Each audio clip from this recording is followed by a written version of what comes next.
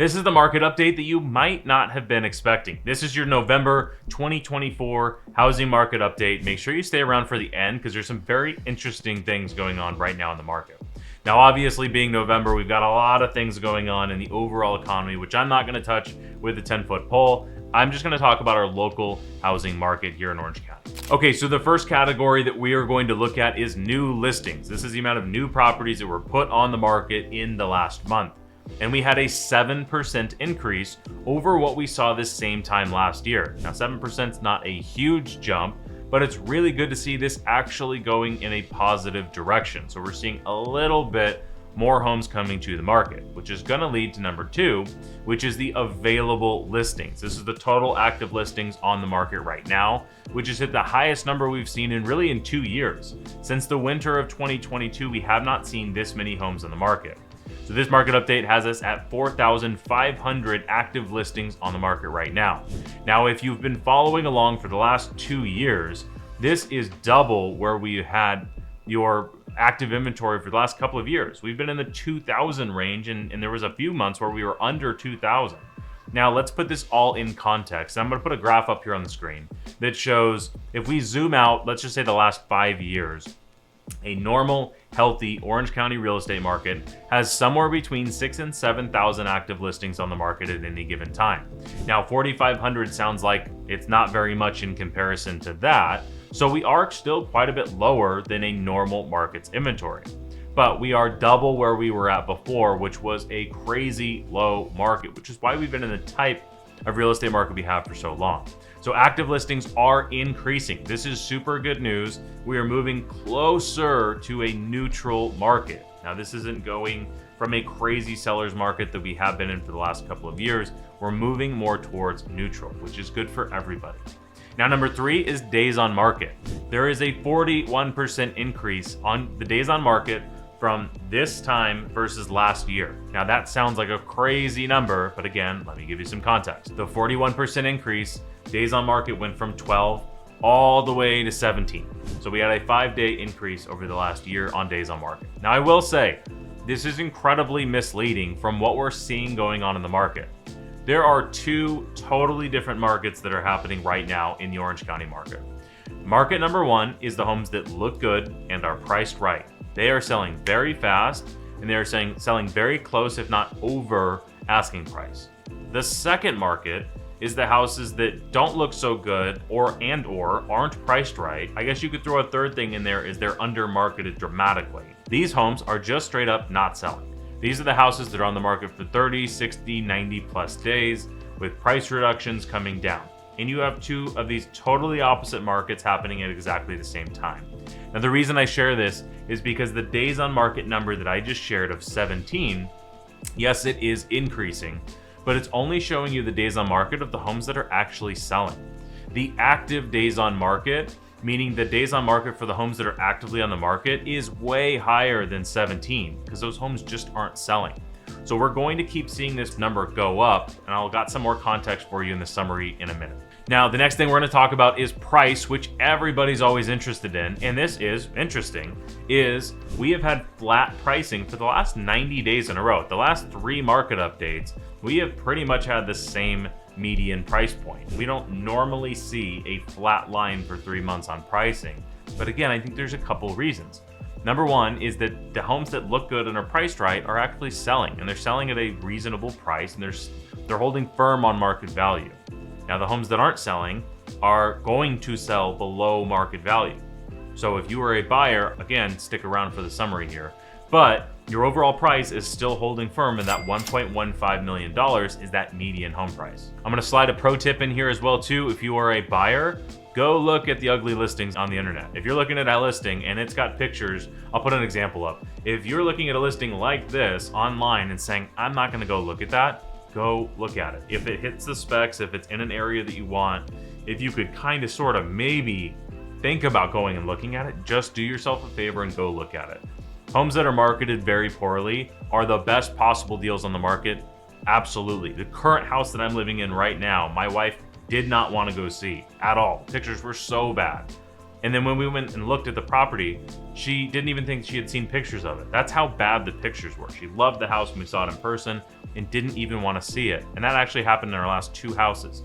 Because I know what I'm doing, we actually went and looked at the ugly listing. So go do that. All right, now last thing before we get to our summary is interest rates. This is like ping-ponging back and forth from 6 to 7 to 6 to 7. We're going back and forth. Our last housing market update had rates at about 6.25%. And now we're a hair over 7%. Now again, these aren't the actual rate that you would get right now. I just look at Mortgage News Daily and see what number they have at the top, which is not your real rate. But anyway, it gives us a good baseline. So what does this really mean? Well, frankly, it means the economy really doesn't know what it's doing, and interest rates are just kind of trailing. We're trying to figure out, not we, but like the lenders are really trying to figure out what's going to happen in the economy. Is it going to keep getting better, or is inflation going to get back under control? The reality is, in a short term, it is impossible to figure out what rates are going to do. But if you zoom out far enough, interest rates are going to come down over a long period of time. Long period meaning the next year or 2, we are going to have lower rates. 90% chance, maybe 95. But that is my advice, is do not try to guess on a week-to-week or a month-to-month basis. But if you zoom out far enough, it is very likely we're going to have lower rates in the next couple of years. All right, here's the summary, and I've got some juice in here for you. So first and foremost, is we are moving to a more normal market. For the record, we have not seen a normal market since 2019, and even that was almost a slow market. So we went from a little bit of a slow market to a red hot market, and then it slowed down a little bit in 2022, in the winter of 2022, which if you've been following these market updates, winter of 22 is almost exactly what we're seeing happening right now. But we're moving more towards this normal market. We are seeing more homes come on the market. We're going to see way more overall sales happen in 2025 than we've seen in the last 2 years. So there's going to be way more opportunity for buyers, and especially for buyers that also need to sell, because of what I'm going to share with you. So we're going to see more listings overall come to the market. That's number 1. Number 2 is that homes are going to stay on the market for a little bit longer. Because of more competition, you're going to have a little bit more time to sell, which is going to unlock a lot of people that need to buy and sell, especially contingent. Now, the third thing is I think we're going to see prices end up being relatively flat for 2024. And I think we're going to see moderate appreciation for both 2024 and 2025. Now, just because the overall year is going to look like a moderate gain, prices usually go up and then they go down at the end of the year. And we are seeing that they're going up and then they went down a little bit and then they're kind of gone flat. So that's what 2024 has looked like. But pretty much every year, the chart on pricing, I'll put it up on the screen, it goes up and down and up and down. Every January, prices start to go up. Around October, they start to go down, but then they go like this over and over and over. And if you zoom way out, they go up over time. Now, again, I mentioned this as a pro tip earlier, but go look at the ugly listings. I think this is something that's going to be a huge win for people who are willing to take advantage of the market in this winter season. If you're thinking at all about moving in 2025, I would highly encourage you to look now instead of waiting until June or next year, or for whatever reason you're waiting.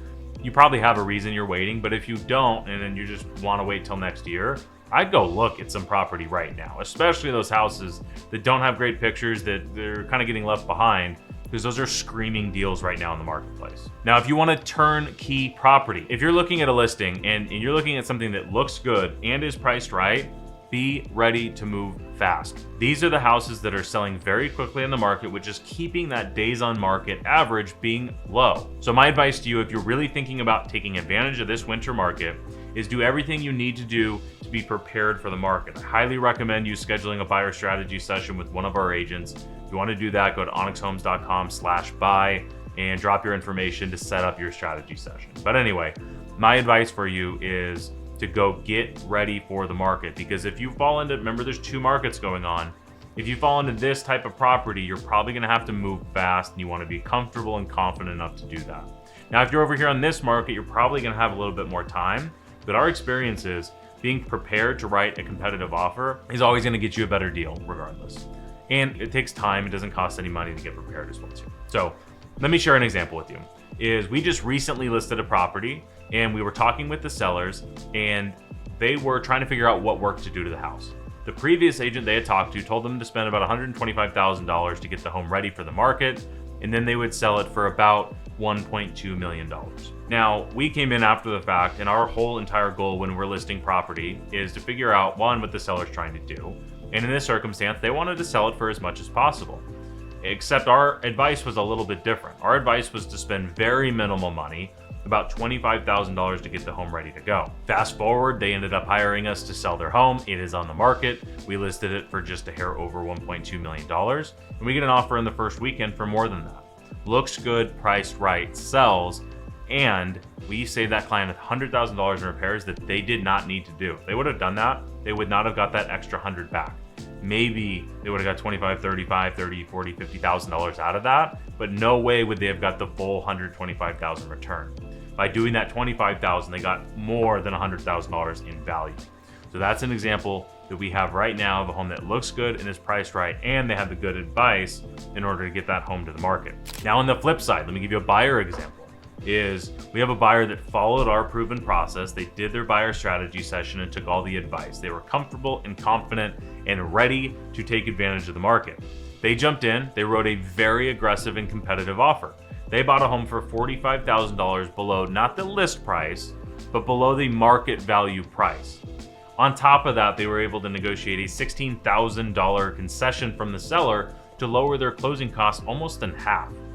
This is something where at the end of the day, this buyer is positive about 6% below market value on this property just because they were ready to jump, and they moved in on a property that fell into this section that did not look fantastic online, but they went and looked at it anyway.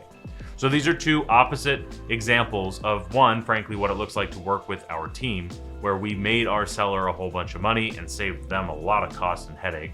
And number two is we represented a buyer and saved them a ton of money. So that's what it looks like to work with a professional.